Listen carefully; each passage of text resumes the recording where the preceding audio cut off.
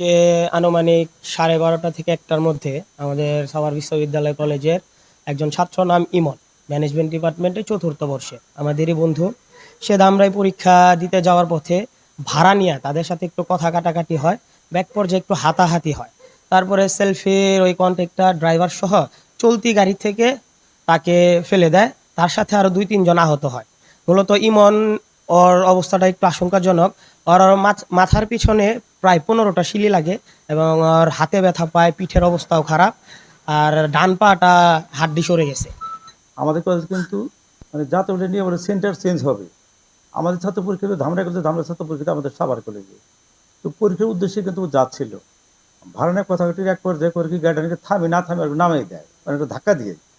তারপর ছেলেটা তখন করে কি পড়ে যায় না, যে আইল্যান্ড আছে, আইল্যান্ডকে আঘাত পায়, মানে ধাক্কা খায় একটা আইল্যান্ডে, গাড়ি তো চলতি অবস্থায়। ভাগ্য বলা যে পিছনে উঠে গাড়ি ছিল না, নাহলে কিন্তু অন্য গাড়ি চাপে পড়ে একদম আর মানে জীবন শেষ হয়ে যেতে পারতো, কিন্তু সেটা হয়নি, ভাগ্য ভালো। আর আমাদের ছেলেটা কিন্তু মানে ওই অবস্থা পড়ে যে আঘাত পাওয়াতে মাথায় স্টিচ দিয়েছে 15টা, পিঠে আঘাত পেয়েছে, হাতে পেয়েছে, এবং পায়ের হাড় কিন্তু তার সরে গেছে। একটা প্রাথমিক চিকিৎসা কোনো রকম শুধু পরীক্ষা অ্যাটেন্ড করার জন্য তাকে পাঠানো হয়েছে, অ্যাটেন্ড করে চলে আসবে, না তো পরীক্ষায় 1 বছর হয়ে যাবে, লস, 1 ইয়ার তো ড্রপ দিতে হবে, কোনো উপায় নেই। মানে ঠিক যার মতো অবস্থায় নাই, কিন্তু তবু শুধু অ্যাটেন্ড করতে গেছে, অ্যাটেন্ড করে আবার হাসপাতালে এখন আছে, ভর্তি আছে, বুঝছেন। আর আমরা চাইছি যে তার একটা চিকিৎসা খরচটা দিবে, তারপরে সরকার একটা বাধ্যবাধকতা ছেলের মধ্যে হাফ ভাড়া নিবে। এরা কিন্তু প্রতিনিয়ত এটা বাদানুবাদ করে, ঠিক নিতে চায় চায় না, মানে নানা রকম ক্যাসালের মধ্যে হয়তো নেয়, আবার মাঝে মধ্যে নেয় না।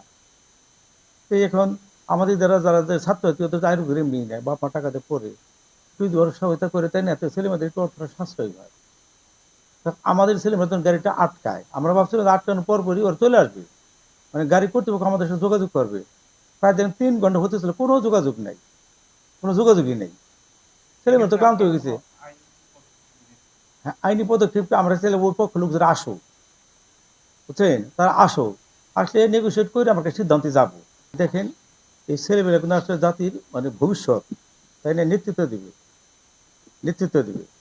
এখন বাস্তবের সময় দেখলে বড় লোক, সব ধনী মানুষ, তারা চাইলেই কিন্তু একটু সাশ্রয় এটা আমাদের ছেলেমেয়েদের আনা করতে পারে। এটা কিন্তু শুধু তালুকের দেশের কিন্তু এটা না, মানে দেশের বৃহত্তর স্বার্থে তারা একটু স্যাক্রিফাইস করতে পারে। এবং আমার জানার মতো সরকারের একটা মৌখিক অনুশাসন আছে হাত ভাড়া নেওয়ার জন্য। একটা কি দেন, আমরা একটা তৃতীয় বিশ্বের একটা গরিব দেশ, তাই না, যে তারা যদি কনসিডার করে, তাহলে আমাদের ছেলেমেয়েরা একটু কম খরচে লেখাপড়া করতে পারে। আমার মালিক মন্ত্রীর প্রতি অনুরোধ, বা গাড়ির যারা মালিক, যে আমরা দেশের কথা ভেবে বা দ্বিতীয় দেশের ভবিষ্যৎ নেতৃত্ব দিবে, তাদের কথা ভেবে এটা কনসিডার করা দরকার।